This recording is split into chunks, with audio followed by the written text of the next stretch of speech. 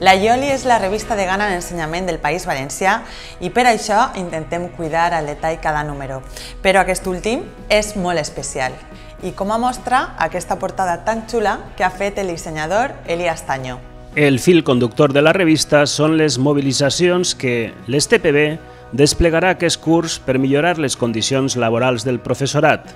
La millora de les retribucions, l'excés de ràtios i de burocràcia o l'èxit de les mobilitzacions educatives desplegades enguany a Astúries o el País Basc són alguns dels temes clau.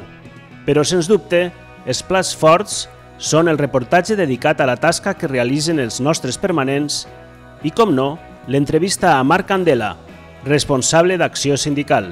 Perquè fa falta una dignificació de la nostra tasca docent i per tant, això passa per millores salarials, perquè estan congelats pràcticament des del 2010, i millores en dotació de personal i de ràtios per atendre millor l'alumnat, etc. Segurament arribarà un moment en què haurem de plantar-nos i dir o activem això o ens haurem de veure en el carrer una altra vegada. Recordeu que teniu disponible la versió digital de la Ioli al web d'STPB.